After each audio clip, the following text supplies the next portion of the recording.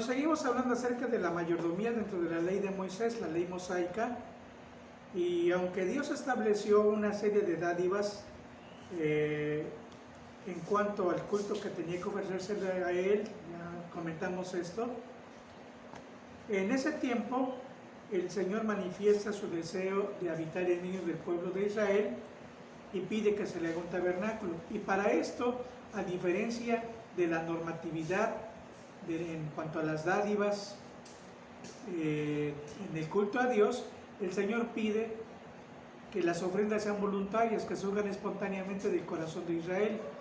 Pero el pueblo se entusiasmó tanto con la idea de que el Señor habitaría en medio de ellos, que de una manera muy generosa decidieron aportar para que la construcción del tabernáculo. Ya vimos lo que dice Éxodo 35:29, pero ahora me paso a otro pasaje en Éxodo 36, versículos del 5 al 7, que dice lo siguiente: y hablaron a Moisés diciendo, o sea, los que estaban ocupados del diseño y construcción del tabernáculo, morada de Dios, y hablaron a Moisés diciendo, el pueblo trae mucho más de lo que se necesita para la obra que Jehová ha mandado que se haga. Entonces Moisés mandó a pregonar por el campamento diciendo, ningún hombre ni mujer haga más para la ofrenda del santuario. Así se le impidió al pueblo ofrecer más, pues tenían material abundante para hacer la obra y sobraba. Éxodo 36 del 5 al 8. Y pues esto nos habla de que cuando los proyectos en medio del pueblo de Dios proceden directamente de Dios, tienen un objetivo definido y son realmente para la gloria del Señor, pues la gente responde con generosidad, porque realmente eso es para Dios, es conforme a lo que Dios ordena, conforme a la voluntad de Dios. Pero seguimos adelante, y un ejemplo más que podríamos mencionar en cuanto a cuánto debo dar, tenemos ahora el caso de David y el pueblo de Israel que se preparan para la construcción del primer templo, más o menos que sería como 900 años antes de Cristo. Bueno, más o menos como 500 años después de la construcción del tabernáculo, que era un santuario portátil que se movía de un lado para otro. Pero una vez que Israel entró en auge, David deseó que hubiese un templo en forma, hecho con materiales permanentes y materiales preciosos, que fuese la habitación del Señor. David manifestó ese deseo de construir el primer templo, y la actitud de David fue generosa por causa de un corazón agradecido. Pero esto mismo contagió al pueblo, de tal manera que el pueblo también respondió de una manera muy generosa. Ya leímos un pasaje al inicio de este tema, primero de Crónicas capítulo 29, versículos del 1 al 17, pero quiero retomar solamente los versículos del 15 al 17, donde encontramos cosas muy importantes en cuanto a la mayordomía. Dice aquí David, primero de Crónicas 29, 15 al 17, dice, porque nosotros extranjeros advenedizos somos delante de ti, como todos nuestros padres y nuestros días sobre la tierra cual sombra que no dura. Oh Jehová Dios nuestro, de toda esta abundancia que hemos preparado para edificar casa a tu santo nombre, de tu mano es y todo es tuyo. Yo soy Dios mío, que tú escudriñas los corazones y que la rectitud te agrada. Por eso, yo con rectitud de mi corazón, voluntariamente te he ofrecido todo esto, y ahora he visto con alegría que tu pueblo reunido aquí ahora ha dado espontáneamente. Y aquí hay varias cosas. En primer lugar, David reconoce que como seres humanos somos temporales. Por lo tanto, no podemos aferrarnos a las riquezas, que las riquezas que tenemos son de Dios en segundo lugar, y las vamos a tener solamente el tiempo de nuestra vida terrenal. Por esa razón, debemos ser generosos cuando aportamos para la causa del Señor. Y en tercer lugar, En este pasaje David dice que Dios conoce el corazón de la gente y sabe cuál es la intención, el motivo de nuestro corazón cuando ofrendamos. Por eso es importante que cuando damos para Dios tenemos que hacerlo con un corazón noble, con un corazón agradecido, lleno de amor. Y así se construyó el templo, que en la antigüedad fue una de las maravillas en el mundo de ese entonces. Pero de aquí pasamos al Nuevo Testamento y seguimos hablando de cuánto debemos dar. Y tenemos lo que el Señor Jesucristo nos dice respecto al diezmo.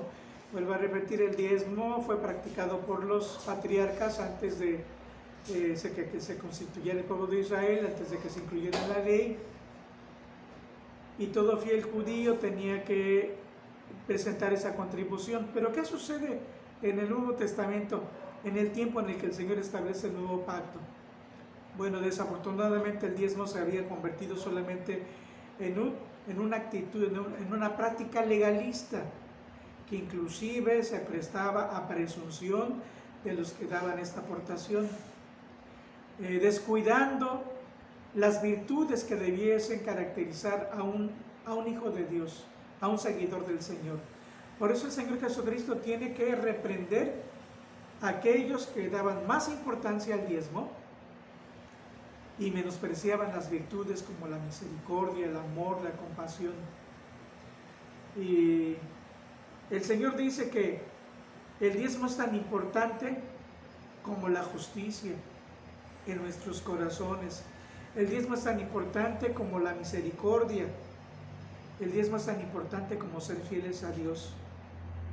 Y estas prácticas son tan valiosas delante del Señor como la práctica del diezmo. Miren lo que dice Mateo, leo lo que dice San Mateo capítulo 23, versículo 23, dice: ay de vosotros, escribas y fariseos, hipócritas, porque diezmáis la menta, el eneldo y el comino, y dejáis lo más importante de la ley, la justicia, la misericordia y la fe. Esto era necesario hacer, o sea, el diezmo, sin dejar de hacer aquello.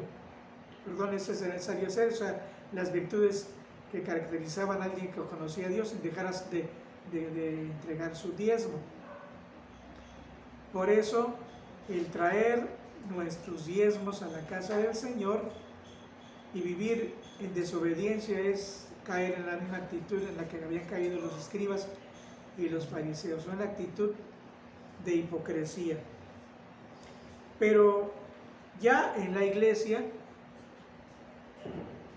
de Jerusalén, que fue la primera iglesia cristiana, encontramos que nuestros hermanos fueron más allá del diezmo. Ellos no daban el diezmo, sino lo daban todo. Era tal el amor de Dios fluyendo en la vida de la iglesia, y era tal el señorío del Espíritu Santo en el corazón de los cristianos, que para ellos las cosas materiales pasaban a un plano secundario, de tal manera que fácilmente se desprendían de sus bienes, vuelvo a repetir, de forma espontánea, para que se cubriesen las necesidades de todos en la congregación. Porque en ese tiempo, según testimonio de las Escrituras, muchos de los que se convertían en el Evangelio sufrían la pérdida de sus bienes porque eran confiscados tanto por la autoridad religiosa como por la autoridad civil, de tal manera que quedaban en extrema pobreza. Por eso los que retenían sus bienes los cedían totalmente para que nadie se quedase sin comer, nadie se quedase sin vestir. Y dice Hechos capítulo 2 versículos 44-45, todos los que habían creído estaban juntos y tenían en común todas las cosas, y vendían sus propiedades y sus bienes y los repartían a todos según la necesidad de cada uno. Y este ejemplo tomaron los cristianos de otras congregaciones, como por ejemplo las congregaciones de la provincia de Macedonia, en el norte de la península griega, en lo que actualmente es Grecia, los cuales, al saber de la necesidad de la iglesia de Jerusalén por causa de una hambruna, estuvieron dispuestos a dar no solamente lo que les correspondía, sino la Escritura dice que estuvieron dispuestos al sacrificio, porque su corazón fue tocado al entender que sus hermanos en Jerusalén estaban padeciendo hambre, y eso les quebrantaba. Y como vimos en una enseñanza anterior, cuando realmente hay amor y entendemos la necesidad de los demás, estamos dispuestos a llegar al sacrificio en cuanto al cumplimiento de nuestra mayordomía, compartiendo con los que han sido menos afortunados que nosotros. Leo lo que dice 2 Corintios capítulo 8, versículos del 1 al 4, dice: asimismo, hermanos, os sabemos saber la gracia de Dios que se ha dado a las iglesias de Macedonia. Esto es manifestación de la gracia de Dios, la generosidad. Y sigo leyendo, que en grande prueba de tribulación, que la iglesia padecía persecución, padecía pobreza. La abundancia de su gozo y su profunda pobreza abundaron en riquezas de su generosidad. Pues doy testimonio de que con agrado han dado conforme a sus fuerzas, y aún más allá de sus fuerzas, pidiéndonos con muchos ruegos que les concediésemos el privilegio de participar en este servicio para los santos. Aquí se refiere a la iglesia de Jerusalén. Y en octavo lugar, hablando acerca o dando respuesta a esta pregunta de cuánto debemos dar, encontramos que el apóstol San Pablo, escribiendo a la iglesia de los Corintios, una iglesia que contrastaba en cuanto a condición económica. Los macedonios eran pobres y porque vivían en una zona agrícola, sus ingresos eran escasos, y aparte de eso sufrían persecución y el despojo de sus bienes. Y a diferencia de ellos, los corintios vivían en una zona comercial, en una zona que era tránsito de buques que pasaban de un mar a otro, y por lo tanto había abundancia de recursos económicos. Vuelvo a repetir, a diferencia de los hermanos de Macedonia. ¿Y qué les dice Pablo? Les dice que su generosidad debe ser proporcional a la bendición que Dios ha derramado sobre ellos. Y miren, voy a leerles lo que les escribe el apóstol San Pablo primero a los Corintios, capítulo 16, versículos del 1 al 2. Dice: en cuanto a la ofrenda para los santos, haced vosotros de la manera que ordené en las iglesias de Galacia, que era otra región próspera también. Cada primer día de la semana, cada uno de vosotros ponga parte según haya prosperado, guardándolo para que cuando yo llegue no se recojan entonces ofrendas. Ellos tenían ingresos diariamente, porque la actividad de ellos, la actividad cotidiana era el comercio. Entonces todos los días estaban ganando, y por eso Pablo recomienda que todos los días guarden una parte de la bendición de Dios, guarden parte de sus ingresos y lo vayan acumulando para que en determinado momento, cuando se haga posible la visita del apóstol San Pablo, se recojan esos donativos, esas ofrendas que serán llevadas a donde hay necesidad. Entonces, la mayordomía se practica en todas las regiones, no importa la condición económica. Nunca seremos tan pobres para no poder ofrendar para la causa de Cristo y compartir con nuestros hermanos necesitados. Y entre más bendición recibamos, más grande es nuestro compromiso de cumplir con esta mayordomía. Y quiero concluir esta pregunta con la siguiente reflexión. Dios espera, haciendo un resumen de todo lo que hemos visto, Dios espera que seamos como Abel y que demos lo mejor que tenemos, porque Él ha sido generoso sin importar la actitud, nuestra actitud hacia Él. Porque el Señor hace que su sol salga sobre buenos y malos. El Señor nos bendice cuando le obedecemos y cuando no le obedecemos. Nos da de comer cuando estamos cerca de Él y también nos da de comer cuando por alguna razón nos olvidamos de Él. Entonces Dios espera lo mejor de nosotros. Dios espera que como los patriarcas demos por lo menos el 10% de lo que hemos recibido en un acto de gratitud. Porque todo lo que tenemos es de Dios, pero también en un acto de fe, confiando que el Señor habrá de recompensar nuestra actitud de generosidad y de gratitud.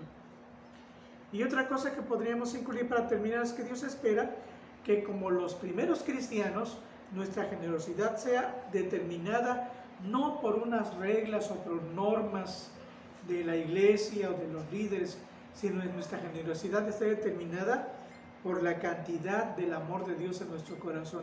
Y es esperarse que nuestro corazón siempre esté lleno de amor y de nuestra gratitud, para que podamos dar en proporción a lo que Dios nos da. Y si es posible, cuando seamos tocados por la necesidad, que demos más de lo que podamos, más allá de nuestras fuerzas y con sacrificio si fuese necesario. Gracias a Dios.